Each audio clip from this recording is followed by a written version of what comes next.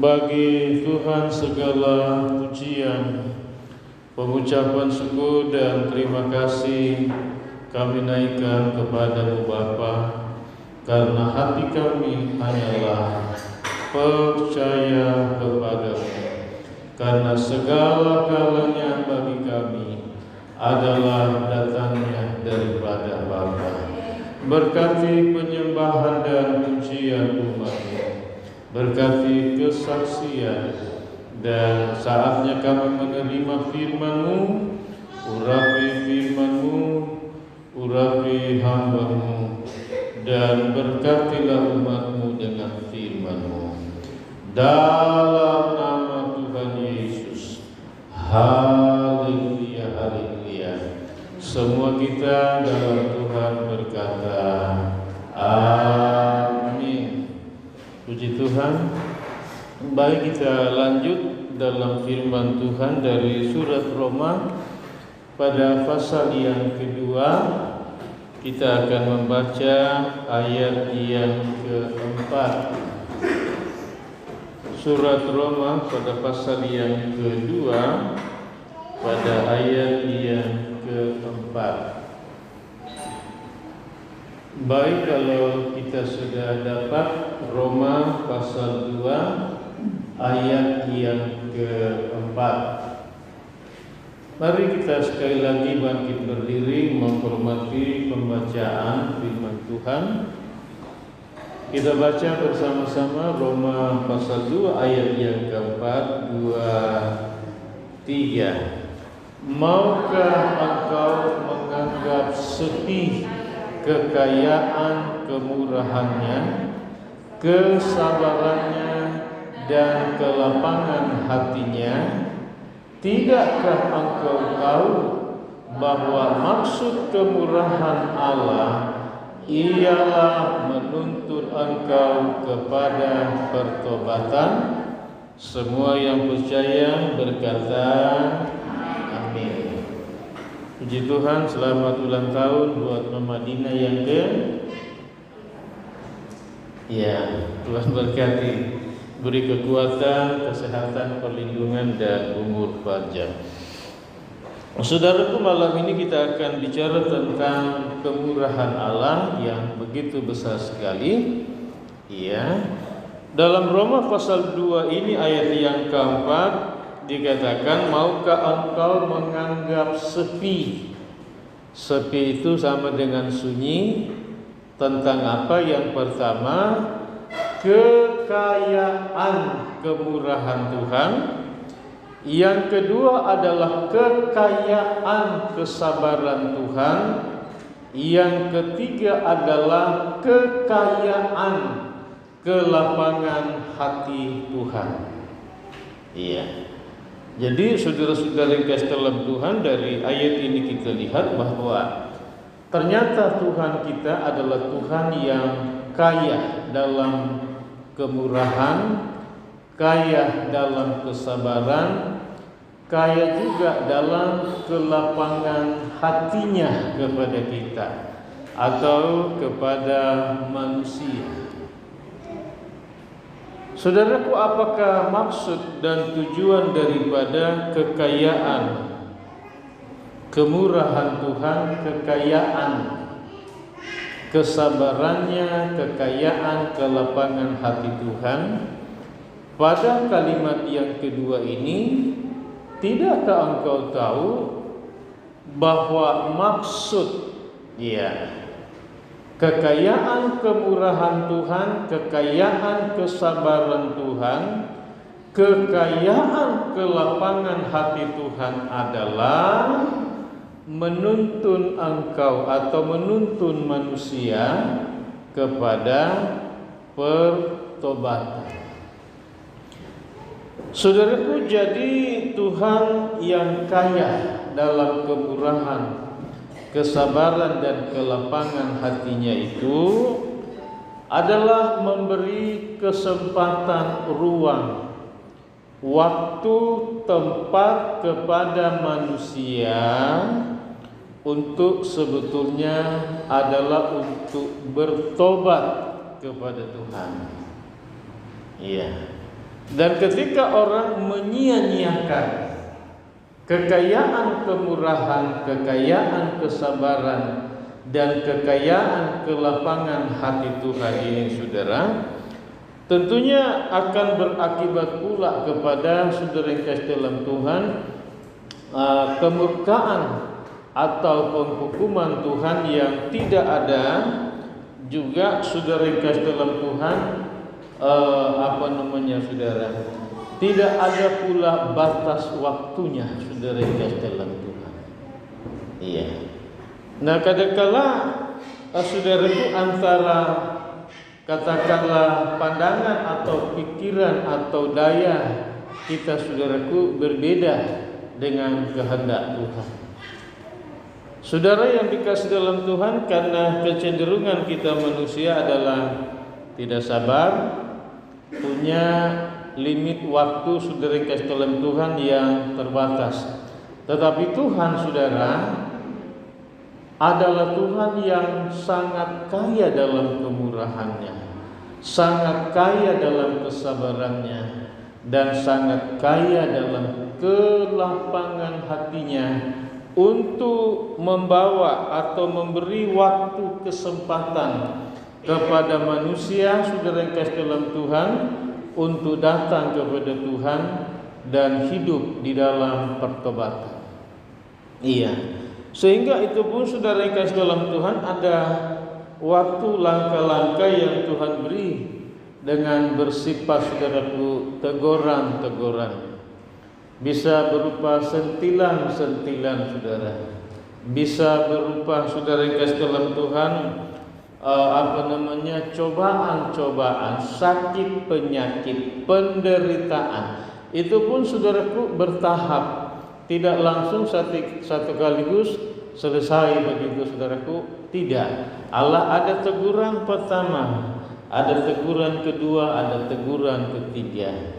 Saudara yang kasih dalam Tuhan, itu menunjukkan apa, saudara? Kekayaan kemurahan Tuhan, kekayaan kesabarannya, dan kekayaan kelapangan hatinya untuk menunggu orang itu betul-betul datang kepada suatu pertobatan yang sungguh-sungguh kepada Tuhan.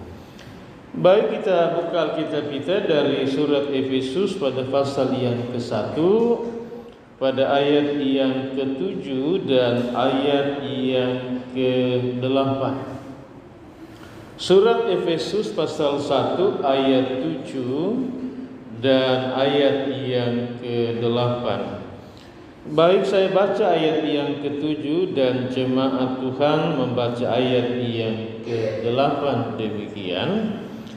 Sebab di dalam Dia dan oleh darahnya kita beroleh penebusan, yaitu pengampunan dosa, menurut kekayaan kasih karunia-Nya.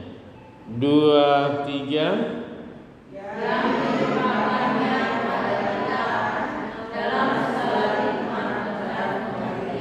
Iya. Jadi ayat yang ke-7 berkata bahwa sebab di dalam Dia, sebab di dalam Yesus maksudnya, dan oleh darahnya kita beroleh penebusan. Iya. Yaitu pengampunan dosa menurut kekayaan kasih karunia-Nya. Iya. Jadi, saudaraku, kekayaan kasih karunia Allah, oleh darahnya kita dikatakan beroleh penebusan dosa. Saudara, seberapa banyak pun dosa manusia, dosa orang, saudara kasih dalam Tuhan, iya, ketika ia datang kepada Tuhan dengan sebuah pertobatan yang sungguh-sungguh, iya, pertobatan yang sungguh-sungguh, pertobatan yang totalitas begitu, saudara. Iya. Alkitab mengatakan bahwa oleh darah Yesus, saudaraku, beroleh penebusan, yaitu pengampunan dosa.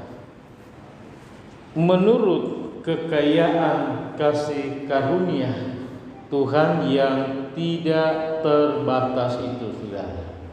Ya, kekayaan kasih karunia Tuhan yang tidak terbatas itu memberi pengampunan, saudaraku, pula secara totalitas, saudara yang dikasih. Tak terbatas, saudara yang dikasih dalam Tuhan. Tidak, saudaraku, seperti jangkauan pikiran kita. Tidak. Melampaui, saudara, pikiran kita, keinginan kita, kehendak kita, akal kita, saudara, menurut kita, begitu, saudara, melampaui semuanya itu. Kenapa? Karena Tuhan adalah memiliki kekayaan kasih karunia dalam pengampunan dan penebusannya kepada manusia, saudara yang kasih dalam Tuhan. Ayat yang ke-8 berkata, yang dilimpahkannya. Saudara perhatikan itu, yang dilimpahkannya kepada kita. Ini yang saya bilang tadi, tidak terbatas. Iya.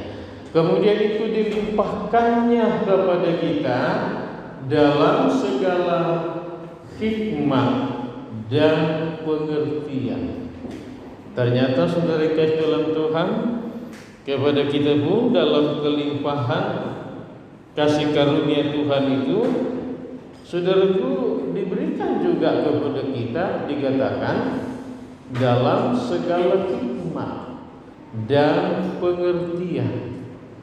Saudaraku, Tuhan kemudian tentunya memberikan kepada kita yaitu hikmah, pengetahuan, pemahaman yang benar, dan juga pengertian, saudara-saudara. Jadi hikmat dan pengertian ini, saudara kasih dalam Tuhan, adalah membimbing atau membawa kita kepada hidup yang sungguh-sungguh takut kepada Tuhan, sungguh-sungguh mengasihi Tuhan, sungguh-sungguh mencintai Tuhan, sungguh-sungguh menjauhi segala dosa dan kejahatan, saudara. Sehingga benar-benar kita akan hidup di dalam kekudusan, dalam kesucian, saudara-saudara. Setelah apa? Setelah kita menerima pengampunan itu, saudara, penebusan itu, saudara, kasih dalam Tuhan. Sehingga orang akan berkata, kok hidup orang ini, bapak ini, ibu ini, saudara ini berbeda jauh banget antara langit dan bumi, tidak seperti yang dulu. Kenapa? Karena Tuhan melimpahkan kepadanya apa itu? Yaitu hikmat dan pengertian, sehingga saudara yang kasih dalam Tuhan, ia mempunyai pola hidup, gaya hidup yang berubah seperti mereka berkata antara langit dan bumi. Selanjutnya, saudara yang kasih dalam Tuhan, kita akan melihat firman Tuhan dalam surat Efesus juga, pasal yang ke-1 ayat yang ke-18 dan ayat yang ke-19. Baik, saya baca ayat yang ke-18 dan jemaat Tuhan membaca ayat yang ke-19. Surat Efesus pasal 1 ayat 18 demikian. Dan supaya ia menjadikan mata hatimu terang, agar kamu mengerti pengharapan apakah yang terkandung dalam panggilannya, betapa kayanya kemuliaan bagian yang ditentukannya bagi kita orang-orang kudus. 2, 3. Dan betapa hebat kuasanya bagi kita yang percaya, sesuai dengan kekuatan kuasanya. Iya. Kita lihat lebih jauh lagi saudaraku ayat yang ke-18, supaya ia atau supaya Yesus Kristus maksudnya menjadikan mata hati kita ini menjadi terang. Jadi mata rohani kita ini, kata firman Tuhan, menjadi terang. Terangnya mata hati kita membuat kita mengerti tentang apa itu pengharapan, apakah yang terkandung dalam panggilan Tuhan kepada kita, saudara. Ini kita mesti mengerti, saudara. Panggilan Tuhan, saudaraku, kepada kita yaitu apa? Dikatakan titik 2 di situ, yaitu betapa kayanya kemuliaan bagian yang ditentukannya bagi orang-orang kudus. Saudara lihat itu bahwa Tuhan membuat hati kita menjadi terang untuk mengerti pengharapan apakah yang terkandung dalam panggilan Tuhan kepada kita menjadi anak-anaknya atau umatnya. Dikatakan betapa kayanya kemuliaan bagian yang ditentukannya bagi saudara sebagai orang-orang kudus. Iya. Betapa kayanya kemuliaan ini, saudara. Bagian yang ditentukan oleh Tuhan kepada saudara masing-masing. Amin. Haleluya. Ayat 19 berkata, dan betapa hebat kuasanya bagi kita yang percaya sesuai dengan kekuatan kuasa-Nya. Kita ini dalam segala sesuatu adalah terbatas, saudara. Kekuatan saudara, tenaga kita, pikiran kita, semuanya terbatas, saudara. Tetapi kita mempunyai Tuhan yang tidak terbatas, saudara. Pertama dalam ayat 18 tentang kemuliaan bagian yang ditentukan bagi saudara. Kemudian betapa hebatnya kuasanya bagi saudara yang percaya. Nah, ini yang saudara mesti mengerti dan saudaraku mengaminkan dalam hidup saudara, bahwa Tuhan memberi pengertian kepada kita untuk mengerti bahwa betapa kayanya kemuliaan bagian yang ditentukan oleh Tuhan bagi saudara. Itu yang pertama. Yang kedua adalah betapa hebat kuasanya bagi kita yang percaya sesuai dengan kekuatan kuasa-Nya. Ini yang tidak boleh kita batasi, saudaraku, dengan keterbatasan saudara. Saudara harus meyakini bahwa di dalam segala perkara Tuhan akan melakukan jauh lebih daripada kekuatan kita, jauh lebih daripada apa yang saudara buat, kerjakan dan lakukan, saudara. Allah memberkati, menolong kita, saudara, bukan berdasarkan kekuatan kita, keterbatasan kita, kekurangan kita, kelemahan kita, ketidakberdayaan kita. Tetapi Tuhan, saudara, dalam ayat ini berkata bahwa Ia memberi pengertian kepada saudara untuk mengerti bahwa betapa kayanya kemuliaan bagian yang ditentukan. Perhatikan itu, saudara, ditentukannya bagi saudara. Dan yang kedua adalah betapa hebat kuasa bagi saudara yang percaya kepadanya. Begitu saudara. Amin. Haleluya.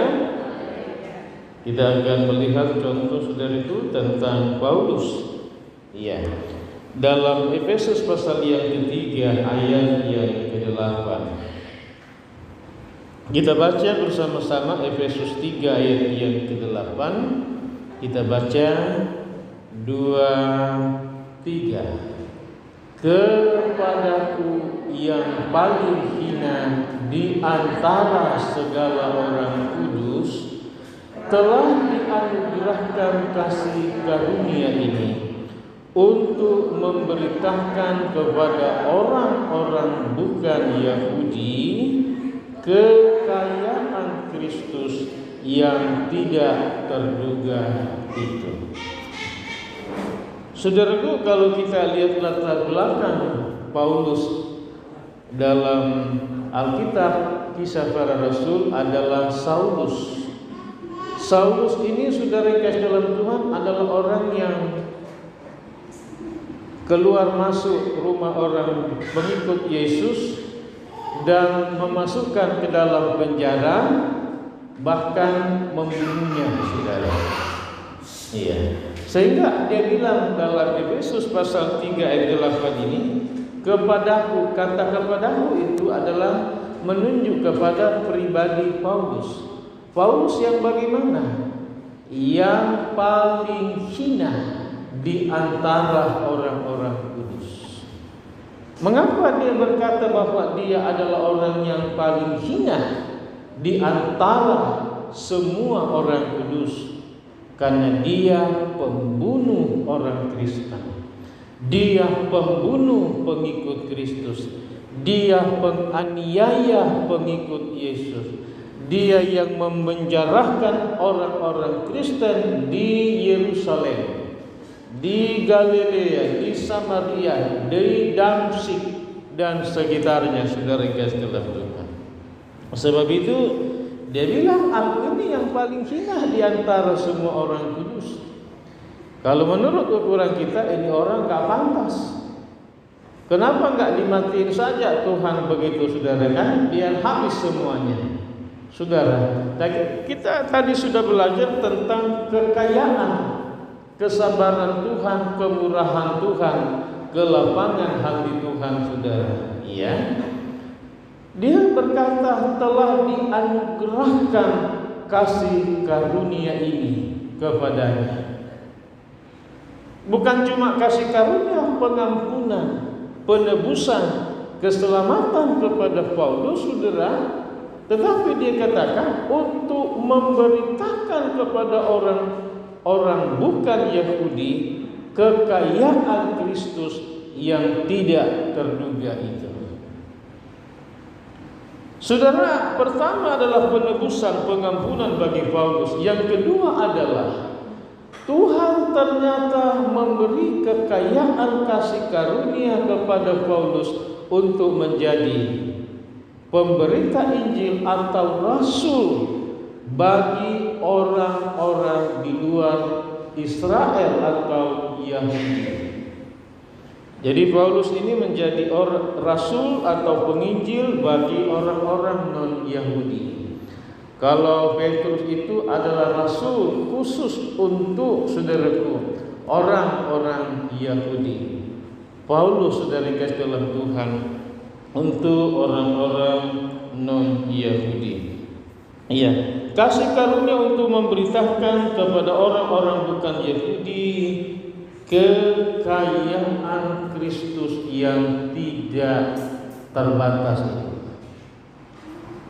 Jadi Paulus, saudaraku, bicara bukan katanya, dia bicara tentang dirinya sendiri. Pengalaman kekayaan kasih karunia, kemurahan, kelapangan hati Allah, kesabaran Tuhan kepada saudaraku Paulus ini. Jadi apa yang dia sampaikan, saudara kasih dalam Tuhan, menjadi, saudaraku, sesuatu yang dapat mengubahkan, dapat membuka pikiran orang-orang yang berdosa atau yang jahat itu, saudara, untuk datang kepada Tuhan. Ya. Baik, kita masuk pada bagian yang terakhir pada malam hari ini. Masih dari surat Efesus pasal yang ketiga, ayat 16 dan ayat yang ke-17. Surat Efesus pasal 3 ayat 16 dan ayat 17. Baik, saya baca ayat 16 dan jemaat Tuhan membaca ayat yang ke-17 demikian. Aku berdoa supaya Ia menurut kekayaan kemuliaannya menguatkan dan meneguhkan kamu oleh Roh-Nya di dalam batinmu. 2, 3. Sehingga oleh imanmu Kristus diam dalam hatimu, dan kamu berkata serta berdasar pada kasih. Iya. Paulus katakan, saudara yang kasih dalam Tuhan, aku berdoa. Jadi Paulus berdoa supaya jemaat saudara yang kasih dalam Tuhan Efesus ini, iya, menurut kekayaan kemuliaan Tuhan, menjadikan jemaat Efesus menjadi jemaat yang kuat, menjadi jemaat yang teguh. Oleh karena apa? Oleh karena Roh Kudus diam di dalam batin mereka. Nah, kalau sudah Roh Kudus, saudaraku, ia menurut kekayaan kemuliaan Tuhan, yang menguatkan dan meneguhkan. Ditambah lagi itu, saudaraku, oleh Roh Kudus yang diam di dalam batin. Wah, itu sudah luar biasa sekali. Ayat yang ke-17, sehingga oleh imanmu, Kristus diam di dalam hatimu, dan kamu berakar serta berdasar di dalam kasih.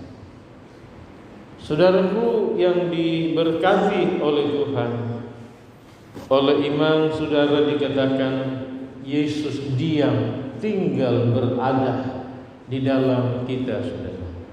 Dan kalau Kristus Yesus Tuhan berada di dalam kita, maka kita akan berakar dalam di dalam Tuhan. Kalau saudara berakar dalam di dalam Tuhan, saudara tidak bisa tercabut oleh masalah, oleh dunia, oleh apapun. Kenapa? Karena engkau berakar dalam, kuat, teguh, saudara, di dalam Tuhan. Kemudian apa lagi? Dan saudaraku berdasar atau hidup di dalam kasih. Saudara menjadi orang-orang yang mengasihi Tuhan, mencintai Tuhan. Tentunya juga mengasihi sesama, mengasihi rumah tangga, keluarga saudara, mengasihi pelayanan pekerjaan Tuhan, dan di dalamnya nama Tuhan dipermuliakan. Amin. Haleluya.